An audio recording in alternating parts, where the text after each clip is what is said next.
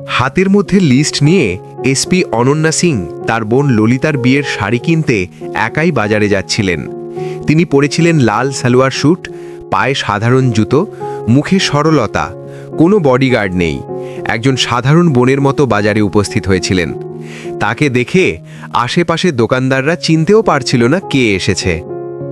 ঠিক তখন তাদের দৃষ্টি পড়ল সেই পুরনো কাপড়ের দোকানের দিকে, যেখানে তিনি আগেও অনেকবার নিরাপত্তা ছাড়া গোপনে গিয়েছিলেন।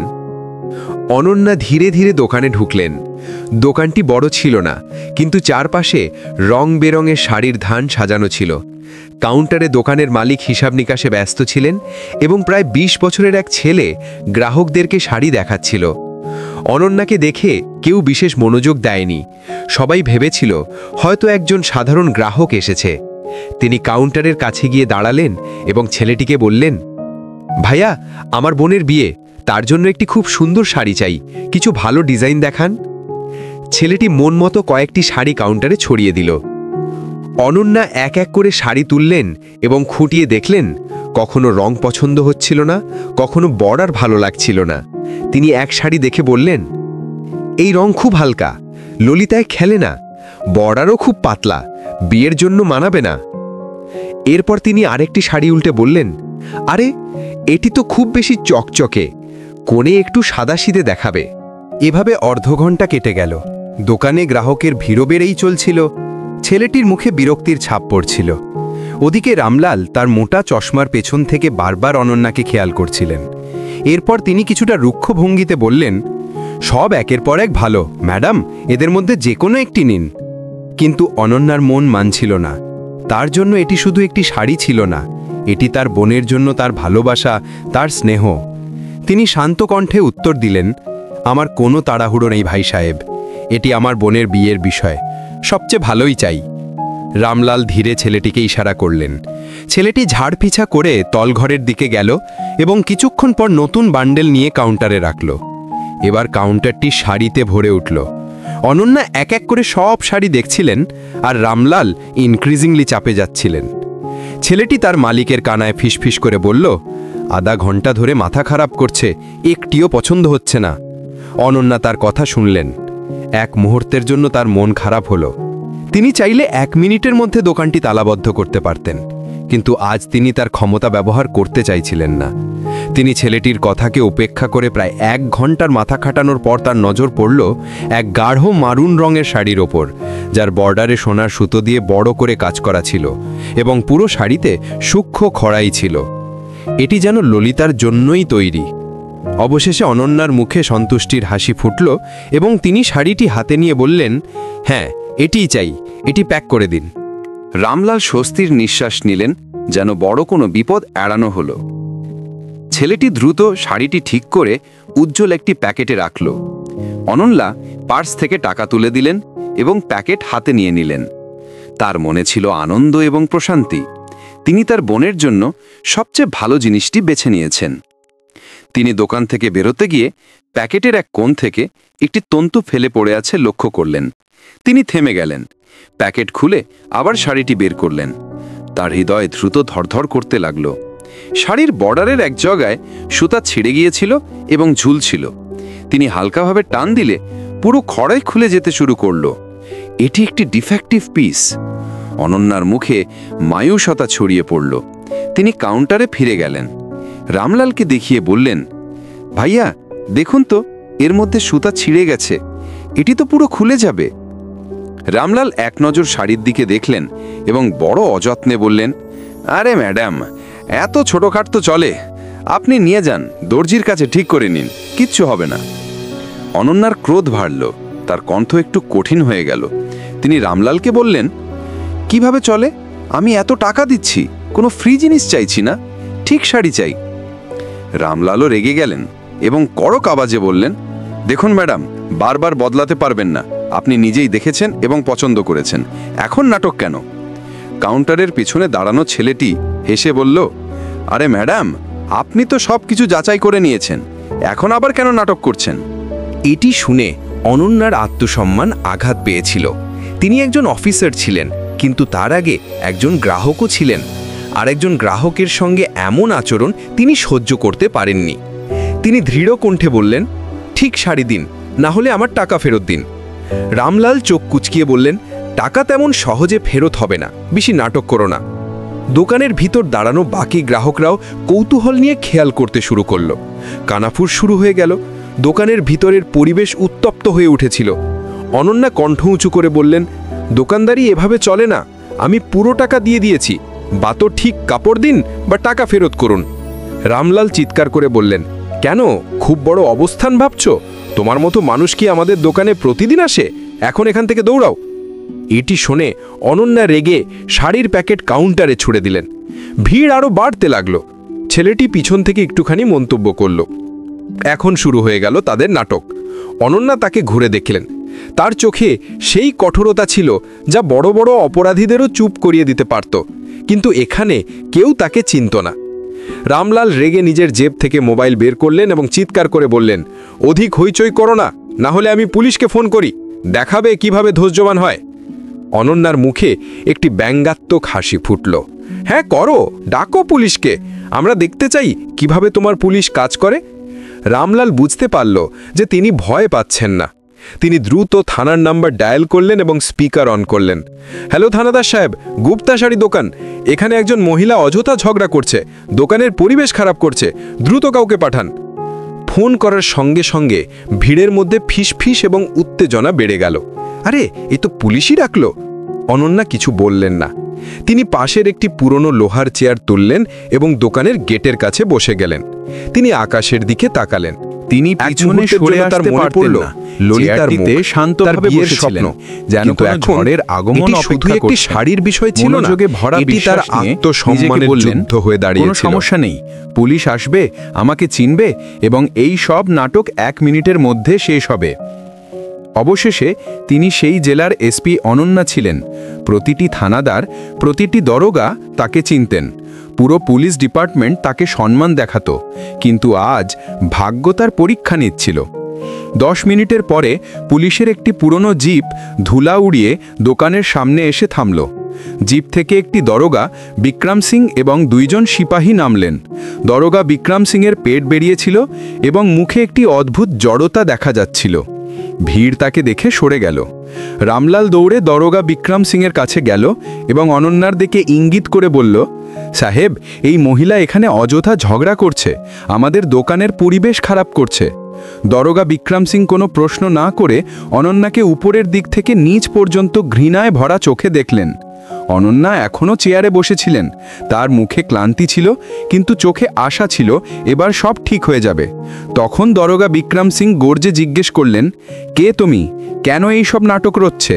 এটি শুনে অনন্যা শান্তভাবে উত্তর দিলেন, সুভদ্রতা বজায় রেখে কথা বলুন, আমি অনন্যা সিং। দরোগা বিক্রম সিং আক্রমণাত্মকভাবে বললেন, অনন্যা সিং, কি হলো, কোনো রানীর পরিবার থেকে এসেছো নাকি? বিচার কোণেই তিনি তাদের কথা কেটে দিলেন, তোমাকে কি দোকানে হাঙ্গামা করার লাইসেন্স দেওয়া হয়েছে? অনন্যা এক গভীর শ্বাস নিলেন। হয়তো তুমি জানো না তুমি কার সঙ্গে কথা বলছো। দরোগা বিক্রম সিং জোরে হেসে বললেন, হ্যাঁ হ্যাঁ জানি, এখন সবাইকে মা হয়ে যাবে, বেশি গর্ব দেখিও না, সরাসরি থানায় যাও, সেখানে তোমার সমস্ত অহংকার দেখাবো। একজন সিপাহী এগিয়ে এসে অনন্যার হাত ধরার চেষ্টা করল। অনন্যা তাকে তীক্ষ্ণ দৃষ্টিতে দেখলেন, তখন সে মুহূর্তের জন্য সরে গেল। এ দৃশ্য দেখে ভিড়ের মধ্যে দাঁড়ানো মহিলারা কানাফুসি করতে লাগল। এ তো ভালো পরিবারের, কিন্তু অনেক ঝগড়াটে। ঠিক তখন রামলাল দরোগা বিক্রম সিংয়ের কাঁধ ধরে ধীরে দোকানের ভিতরে নিয়ে গেল। কাউন্টারের পেছনে গিয়ে সে প্যান্টের জেব থেকে কিছু নোট বের করে দরোগার জেবে ফিসফিস করে ঢুকিয়ে দিল। সাহেব, এটি কি এখান থেকে তুলে নিন, এটি আমাদের ব্যবসা নষ্ট করছে, খরচ যা হবে আমি দেখব। দরোগা বিক্রম সিং নোটগুলো এক নজর দেখলেন। তার ঠোঁটে একটি ক্ষীণ হাসি ফুটল। ঘুষের উষ্ণতা তার গর্ব আরও বাড়িয়ে দিল। তিনি ভিড়ের দিকে তাকিয়ে বাইরে চলে গেলেন। অনন্যা এখনও চেয়ারে বসেছিলেন। তিনি ভাবছিলেন, এখনো পর্যন্ত তাকে চিনে গেছে, এবার নাটক শেষ হবে। কিন্তু দরোগা বিক্রম সিং সিপাহীদের ইশারা করলেন। এবার 2 সিপাহী এগিয়ে এসে অনন্যার 2 হাত শক্তভাবে ধরে নিল। অনন্যা চমকে উঠলেন, এ কি অশোভনতা, আমার কথা শোনো। দরোগা বিক্রম সিং সিটি বাজিয়ে জিপের দিকে ইশারা করে বললেন, প্রচুর বলেছ, এখন থানায় যাও, সেখানে জানা যাবে কে কত বড় অফিসার। ভিড়ের কেউ কটাক্ষ করল, দেখো দেখো, বড় ম্যাডাম বানতে এসেছে, এখন হাজতখানায় চুরল হবে। রামলাল দূরে দাঁড়িয়ে নিজের সুইচ মুছে হাসছিল। এসপি নিনার অনন্যার চোখে আগুন জ্বলে উঠেছিল, কিন্তু সেই মুহূর্তে তার কণ্ঠের চেয়েও ভারী ছিল পুলিশি হেফাজতের হাত, যারা আজ একটি নিরপরাধকে ধরে রেখেছিল। তিনি কোনো প্রতিবাদ করলেন না। জানতেন যদি নিজের পরিচয় প্রকাশ করতেন তাহলে তারা হয়তো বিশ্বাস না করে নাটক আরও বাড়াতে পারত। জিপের দরজা খোলা হলো। সিপাহীরা প্রায় চাপা দিয়ে তাকে ভিতরে বসালো। জিপের দরজা বন্ধ হলো। তার সম্মান, পদ, অল কিছু সেই বন্ধ দরজার পিছনে বন্দী হয়ে গেল। গাড়ি যখন গলি থেকে বের হলো, রামলাল স্বস্তির নিঃশ্বাস নিলেন এবং দোকানের শাটার নামালেন। ব্যবসা আবার গতি পাবে, কিন্তু এসপি অনন্যা সিংয়ের সম্মান থানার পথে টেনে নিয়ে যাওয়া হচ্ছিল। পুলিশ জিপ ধুলা উড়িয়ে থানার গেটে থামল। এখানে বাজারের ভিড় নেই, শুধু কিছু অপরাধীর আত্মীয় এবং পুলিশ সদস্য। পরিবেশে অদ্ভুত এক বিষণ্ণতা এবং নীরবতা। দরোগা বিক্রম সিং জিপ থেকে নামলেন, একটি সিগারেট ধরলেন এবং টান দিলেন। সিপাহী জিপের দরজা খুলে অনন্যাকে বাইরে টেনে নিল, কিন্তু অনন্যা চুপ ছিলেন। কোনো বাকবিতণ্ডা নেই, কোনো ভয় নেই। তার সরাসরি দৃষ্টি দরোগা বিক্রম সিংয়ের মুখে, কিন্তু ঘুষ এবং অহংকারে ডুবে থাকা দরোগা কিছুই বুঝতে পারছিলেন না। দরোগা বিক্রম সিং তাকে ধাক্কা দিয়ে বললেন, নেন থানার ভিতরে। থানায় ঢুকতে গিয়ে এক হেড কনস্টেবল ফাইল উল্টাচ্ছিল। তিনি জিজ্ঞেস করলেন, সাহেব, এই মেয়েকে? দরোগা বিক্রম সিং অহংকার ভরে বলল, এ খুব বড় তপ সেজে ঘুরছিল, এক দোকানদারের সঙ্গে ঝগড়া করছিল। এরাই শহরে দাঙ্গা লাগায়। একে হাওয়ালাতে ঢুকিয়ে দাও, সব গরমি বের হয়ে যাবে। অনন্যা শেষবারের মতো চেষ্টা করলেন, আমি অনন্যা সিং। কিন্তু হেড কনস্টেবল মাঝখানেই থামিয়ে দিল, নামধাম পরে কাগজে লিখে নেব ম্যাডাম, আগে ভেতরে চলুন। এক সেপাই ভারী লোহার গেট খুলল এবং তাকে হাওয়ালাতে ঢুকিয়ে দিল। ভেতরে স্যাঁতস্যাঁতে পরিবেশ, দেওয়ালের প্লাস্টার খসে পড়ছে, আর বাতাসে এক অদ্ভুত দুর্গন্ধ। এক কোণে পড়েছিল ভাঙা একটা খাট। অনন্যা গভীর শ্বাস নিলেন। এটাই সেই হাওয়ালাত যা তিনি কদিন আগেই পরিদর্শন করেছিলেন। আজ তিনি নিজেই সেখানে এক বন্দী হয়ে দাঁড়িয়ে আছেন। দরোগা বিক্রম সিং বাইরে থেকে তালা লাগিয়ে জোরে হেসে বলল, এবার হও অফিসার আর রানী বাই। হাওয়ালাতের দেওয়ালে অনন্যার মুখের ছায়া কেঁপে উঠছিল। মনে মনে তিনি ভাবলেন, কত নিচে নেমে গেছে এরা, এর কড়া শাস্তি আমি একদিন দেবই। এ কেমন ন্যায় যে সত্য আর মিথ্যার ফারাকও করতে পারে না। এমনটাই ভাবছিলেন তিনি, হঠাৎ সেই থানায় হাওয়ালাতের বাইরে কাঠের পুরনো চেয়ারে বসা আরেকজন দরোগা ছিলেন। তার নাম রাজেন্দ্র সিং। বয়স বেশি নয়, তবে কাজে তিনি ছিলেন ভীষণ সৎ আর তেজস্বী বলে পরিচিত। তিনি একটা কেসের ফাইল দেখছিলেন। তখনই জিপ ঢোকার শব্দ আর তালা লাগানোর আওয়াজ শুনলেন। রাজেন্দ্র সিং মাথা তুলে তাকালেন। তার দৃষ্টি গিয়ে ঠেকল হাওয়ালাতের লোহার শিকের ভেতর। লাল সালোয়ার কামিজ পরা এক মহিলা চুপচাপ মাটিতে বসেছিলেন, কিন্তু তার মুখে ভয়ের কোনো ছাপ ছিল না। ছিল সেই শান্তি, সেই তেজ, সেই রুয়াব যা তিনি অনেকবার জেলার বড় বড় মিটিংয়ে দেখেছেন। তিনি ফাইল বন্ধ করলেন। এক অদ্ভুত অস্থিরতা তাকে হাওয়ালাতের দিকে টেনে নিল। ছোট জানালা দিয়ে ভেতরে উঁকি দিলেন। মাত্র 1 সেকেন্ডের জন্যেই যেন মাথায় বাজ পড়ল। আরে, এ তো শুধু এটুকুই বেরোলো মুখ থেকে। তিনি পাশে দাঁড়িয়ে থাকা এক সেপাইকে ইশারা করে জিজ্ঞেস করলেন, একে কোন কেসে এনেছো ওকে? সিপাহী হেসে পুরো কাহিনী বলে দিল। সাহেব এক দোকানদারের সঙ্গে ঝগড়া করছিল। দারোগা বিক্রম সিং সাহেব ধরে নিয়ে এসেছেন। বলছিলেন বড় অফিসার সেজে ঘুরছিল। রাজেন্দ্র তার কথায় কোনো মনোযোগ দিল না। তার চোখ সোজা ভেতরের দিকে তাকিয়েছিল। তখনই হাওয়ালাতের ভেতরে বসে থাকা অনন্যা তাকালেন। এক মুহূর্তের জন্য দুজনের চোখে চোখ মিলল, আর পরের মুহূর্তেই রাজেন্দ্রের রক্ত শুকিয়ে গেল। সে বুঝে গেল কত বড় ঝড় আসতে চলেছে। এ কোনো সাধারণ মহিলা নয়, এ তো গোটা জেলার এসপি অনন্যা সিং। সে সিপাহীর ওপর বজ্রকণ্ঠে চিৎকার করল, এ কোনো মজা নয়, গেট খোল তাড়াতাড়ি। সিপাহী ভয় পেয়ে গেল আর বলল, কিন্তু দারোগা বিক্রম সিং সাহেব নিষেধ করেছেন। রাজেন্দ্রর গর্জন সারা থানায় কাঁপিয়ে দিল। আমি বলেছি গেট খোল। এ গোটা জেলার এসপি অনন্যা সিং। তোমাদের মতো 50টা দারোগা বিক্রম সিং মিলেও এর একটি চুলও বাঁকা করতে পারবে না। এ কথা শোনার পর সিপাহীর হাত পা কাঁপতে শুরু করলো। কাঁপা হাতে সে চাবি বের করলো, তালায় লাগালো। তালা খুলল, লোহার গেট সরল। রাজেন্দ্র শালাখের ওপারে দাঁড়ানো এসপি অনন্যা সিংকে পূর্ণ শক্তিতে স্যালুট করল। তার কণ্ঠে ছিল লজ্জা আর গভীর সম্মান।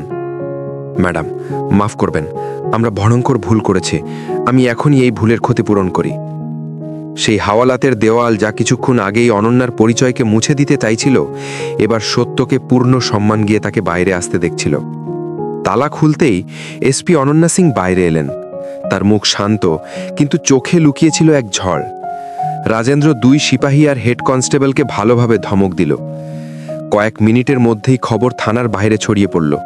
যে নারী হাওয়ালাতে বন্দী ছিলেন তিনি কোনো সাধারণ মহিলা নন, বরং গোটা জেলার এসপি অনন্যা সিং। খবর শুনে দারোগা বিক্রম সিংয়ের মাথায় বাজ পড়ল।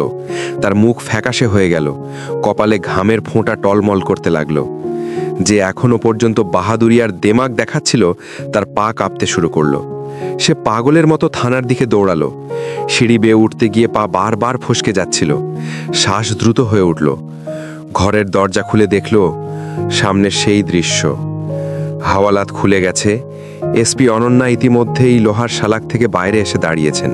চারদিকে পুলিশওয়ালারা চুপচাপ দাঁড়িয়েছিল, যেন কোনো অপরাধের সাক্ষী। দারোগা বিক্রম সিং যখনই অনন্যাকে দেখল, তার চোখে ভয় নেমে এলো। সে দৌড়ে গিয়ে অনন্যার পায়ে লুটিয়ে পড়ল। মাফ করে দিন ম্যাডাম, আমি ভয়ঙ্কর ভুল করেছি।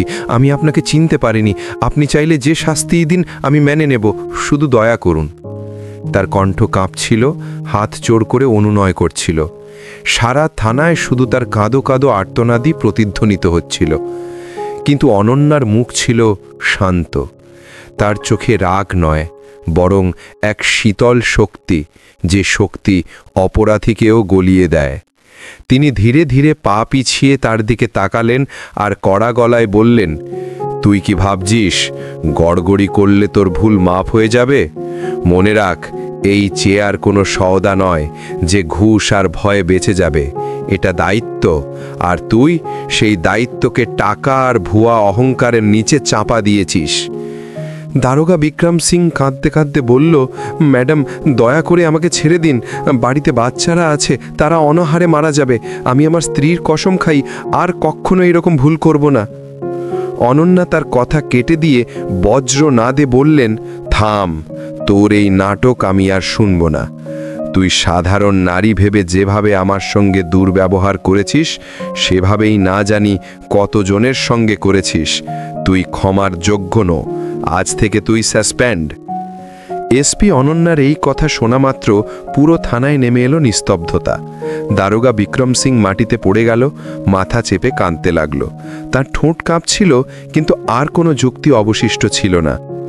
রাজেন্দ্র সঙ্গে সঙ্গে রিপোর্ট বের করে সাসপেনশনের অর্ডার লিখল এবং দারোগা বিক্রম সিংকে থানার গাড়িতে বসিয়ে লাইন হাজির করে দিল। এখন তার দেমাগ সম্পূর্ণ ধূলিস্বাদ হয়ে গেছে। পরের দিনই কাপড়ওয়ালা রামলালকেও নোটিশ পাঠানো হলো।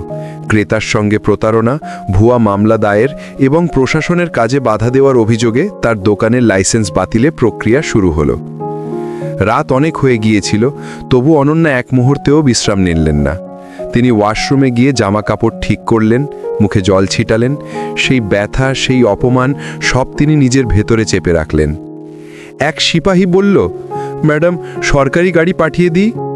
অনন্যা মাথা নাড়লেন, না, আমি আমার নিজের গাড়িতেই যাব। তিনি আবার অফিসার নয়, শুধু এক বোন হয়ে ফিরতে চাইলেন।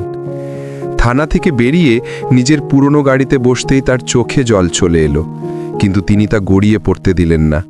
কয়েক ঘন্টা পরই তার গাড়ি পৌঁছালো বাড়ির ফটকে। শাদির ঘরে তখন সেহেনাই বাজছিল। চারদিকে হাসি, ঠাট্টা, নাচ গান আর অতিথিদের ভিড়। ললিতা তার বান্ধবীদের মাঝে বসেছিল। তার মুখে কোণের এক অদ্ভুত আলো। সেই আলোয় বারবার সে তার বড় বোন অনন্যাকে খুঁজছিল। অনন্যা সবসময় তার পাশে ছিল। কখনো তার ওড়না ঠিক করছে, কখনো মজা করে তাকে হাসাচ্ছে। তার মুখে ছিল শান্ত মিষ্টি হাসি, যেন গত রাতে কিছুই ঘটেনি। অনন্যা ললিতাকে সেই মেরুন রঙের শাড়ি দিলেন। ললিতার চোখ আনন্দে ভরে উঠল। তিনি সেই অপমানের তিক্ত পানীয় অবশ্যই গিলেছিলেন, কিন্তু তা যেন তার গলায় আটকে ছিল। বাইরে তিনি হাসছিলেন, অথচ ভেতরে মন ছিল অস্থির। তার মনে হচ্ছিল দারোগা বিক্রম সিংহকে কি মাফ করে দেওয়া উচিত ছিল। শেষ পর্যন্ত সে তো নিজের স্ত্রী সন্তানের কসম খেয়েছিল যে আজ থেকে আর কখনো এমন কাজ করবে না। তার চোখে ভয়ের চেয়ে সংসারের চিন্তাই বেশি ফুটে উঠছিল। অনন্যার মনে বারবার প্রশ্ন উঠছিল, আমি কি ঠিক করেছি নাকি ভুল? তার আত্মা জানত ওই ওয়ার্দির অর্থাৎ পুলিশের পোশাকের অসম্মান সহ্য করা যায় না। কিন্তু ঠিক তখনই তার মনে ভেসে উঠল থানার সেই শেষ দৃশ্য, যখন দারোগা বিক্রম সিংহকে সাসপেন্ড করে নিয়ে যাওয়া হচ্ছিল। তার মুখে এমন এক হাসি ছিল যেন কিছুই ঘটেনি। তার চোখের দৃষ্টি যেন স্পষ্ট ইঙ্গিত দিচ্ছিল, তোমাকে দেখে নেব। তার চোখে কোনো ভয় ছিল না। অনন্যার দৃষ্টি শূন্যে গিয়ে থেমে গেল। তার মনে ভয় ঢুকতে শুরু করল। ঠিক সেই সময় ললিতা ধীরে ধীরে তার হাত নেড়ে মিষ্টি হেসে বলল, দিদি, তুমি কোথায় হারিয়ে গেলে? তার কণ্ঠস্বর অনন্যার চিন্তা ভেঙে দিল। চমকে উঠে তিনি বাস্তবে ফিরে এলেন। না রে লল্লি, কিছু না, শুধু ভাবছিলাম আমার গুলিয়া আজ কত সুন্দর লাগছে। খুব সুন্দর করে কথাটা এড়িয়ে গেলেন তিনি। নিজের বোনের জীবনের সবচেয়ে বড় দিনে কোনো তিক্ততা আনতে তিনি চাননি। ললিতা আবার জিজ্ঞেস করল, দিদি, তুমি কাল এত দেরি করে এলে কেন? আর মা বলছিল তোমার ফোনেও নাকি যোগাযোগ করা যাচ্ছিল না। সব ঠিক আছে তো? ললিতার চোখে পরস্পর উদ্বেগ স্পষ্ট ঝলমল করছিল। অনন্যা গভীর শ্বাস নিলেন। তিনি নিজের ছোট বোনকে মিথ্যা বলতে চাননি, তবু সঠিক সময় সেটা বলার নয়। হ্যাঁ, সব ঠিক আছে, কেবলমাত্র একটা জরুরি অফিসিয়াল কাজ আটকে ছিল, তিনি বললেন। কিন্তু দেখ, আমি আমার প্রতিশ্রুতি পালন করেছি, তো শাড়ি নিয়ে এসেছি। রাত যখন সবাই সঙ্গীত আর নাচ গান উপভোগ করছিল, অনন্যা একাকী ছাদে উঠলেন। ঠান্ডা বাতাসে তিনি রাজেন্দ্রকে ফোন করলেন এবং বললেন, আমার দরোগা বিক্রম সিং আর দোকানদার রামলাল সম্পর্কে পুরোটি তথ্য দরকার। রাজেন্দ্র ভরসা দিলেন, সকাল পর্যন্ত রিপোর্ট দেব। পরদিন হলুদ রীতির মধ্যে ফোন এলো। রাজেন্দ্র জানালেন, রামলালের বিরুদ্ধে বহু প্রতারণার কেস চাপা দেওয়া হয়েছে এবং দরোগা বিক্রম সিং মূলত ওই মল্লা ভৈরব সিং যাদবের এক বিশেষ লোক। বেআইনি মদ, জমি দখল, আদায় এসবই তার জন্য করা হয়। অনন্যা সবকিছু মিলিয়ে দেখলেন, রামলালও ঠিক ওই একই নেটওয়ার্কের অংশ। শাম হওয়া মাত্র হঠাৎ আনন্দে ছায়া নেমে এলো। একটা জিপ থেকে কিছু গুন্ডে ঝাঁপিয়ে পড়ে প্যান্ডেলের বাইরে ভয়ের এক ঝড় এসে উঠল। তাদের নেতা মঙ্গল চিৎকার করে বলল, বিবাহ বন্ধ করো, রুকো, এই বিয়ে বন্ধ করতে হবে। তার কণ্ঠে এমন ভয়ঙ্কর তীব্রতা ছিল যে সঙ্গীত মুহূর্তেই থামল। পুরো প্যান্ডেলে নীরবতা নেমে এলো। তিনি সকলের সামনে ললিতার বিরুদ্ধে অভিযোগ তুললেন। বললেন, ললিতা তার ভাই জাগ্গা পেহেলবান থেকে 50 লক্ষ টাকা ধার নিয়েছে এবং এখন সেই টাকা না ফিরিয়ে বিয়ে করে পালাতে চায়। বরপক্ষের লোক হতবাক, অতিচিরা কানাখুশি করে উঠল। কিছুক্ষণ আগে যাকে ফুলের মতো খুশি করে উদযাপন করা হচ্ছিল, এখনই তার উপর মিথ্যা কেলেঙ্কারির কাদো ছুড়ে দেওয়া হচ্ছে। ললিতা কেঁদে কেঁদে ফেলল। অনন্যার রক্ত উত্তেজনার স্রোত বয়ে উঠল। তিনি জানতেন এটা ভৈরব সিংয়ের নোংরা ষড়যন্ত্র, তাদের পরিবারকে কলঙ্কিত করার কৌশল। তিনি এক বাঘিনী হয়ে এগিয়ে গেলেন। তার চোখে ছিল না ভয় না ঘাবড়ানি, শুধু এক শীতল রাগ। তোমার কি কোনো প্রমাণ আছে? তার কণ্ঠে শান্তি ছিল, তবু এতটাই তীক্ষ্ণ যে ইভেন মঙ্গল এক মুহূর্ত থমকে গেল। মঙ্গল কিছু জাল স্ট্যাম্প ও কাগজ উড়িয়ে দেখালো, কিছু নকল কাগজ। অনন্যা এক চশমার নিচে তাকিয়েই বুঝে ফেললেন এগুলো জাল। ভালো, তাহলে তোমার জগ্গা ভাইয়ের নম্বর দাও, আমি এক্ষুনি কথা বলবো, তিনি বললেন। এ শুনে গুন্ডেদের হাতে কাঁপুনি ধরল। তারা বলল, ও তো শহরের বাইরে আছে, এসব নোংরা কাগজ দেখিও না। অনন্যা সেই কাগজ ছিনিয়ে নিয়ে তার মুখে তা ছুঁড়ে দিলেন। এখন তোমাদের সামনে দুইটা পথ আছে, অথবা চুপচাপ এখান থেকে চলে যাবে, না হলে আমি ফোর্স ডেকেই তোমাদের বিরুদ্ধে প্রতারণা, মানহানি এবং জনসেবক পরিবারের ভয়ভীতি প্রদানে অভিযোগ দাখিল করাবো। পাবলিক সার্ভেন্ট শব্দটা শুনে গুন্ডেদের ভয়ে খুনেই আরামের বুক ধর্ষে উঠল। তারা বুঝেই ওঠে না ঠিক কার সঙ্গে লড়াই ধরেছে। 10 সেকেন্ডের মধ্যেই তারা লজ্জায় শটান পালালো।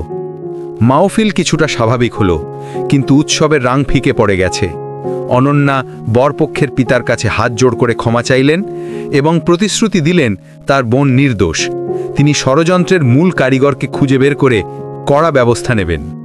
ততদিনে অনন্যার মনস্থির হয়ে গিয়েছিল, ভৈরব সিং তাদের পরিবারের ইতিবাচক নষ্ট করার চেষ্টা করেছে এবং সে তার পাপের ফল ভোগ করবে। দোকানদার ও দুষ্কৃতকারীরা যারা এতে জড়িত তাদের পরিণতি ভোগ করতে হবে।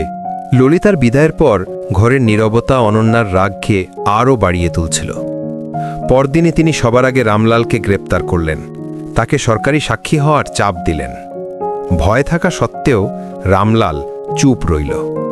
কিন্তু যখন সে দেখল অনন্যা ভৈরব সিংয়ের ডানহাট যজ্ঞা পাহলোয়ানের অবৈধ জমি দখলের ওপর বুলডোজার চালিয়ে দিলেন, কোটি কোটি টাকার অবৈধ নির্মাণ মাটিতে মিশে গেল এবং 20টা গুন্ডাকে গ্রেপ্তার করা হলো, তখন রামলাল ভেঙে পড়ল। সে ভৈরব সিংয়ের গোপন রাজ ফাঁস করল। জানালো একটি কালো ডায়েরি আছে যাতে প্রতিটি ঘুষ, প্রতিটি ব্যবসার পুরো হিসাব লেখা আছে। সেই ডায়েরি তার ফার্ম হাউসে লুকানো। অনন্যা মাঝরাতে অপারেশন ধর্ম চালালেন। কোনো সাইরেন বা আলো ছাড়া পুলিশের গাড়িগুলো ফার্ম হাউসে পৌঁছল।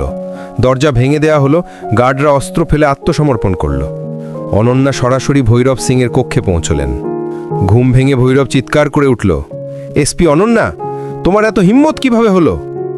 অনন্যা সার্চ ওয়ারেন্ট তার মুখে ছুড়ে দিয়ে বললেন, আইনকে কাজ করার জন্য কারোর অনুমতির দরকার হয় না।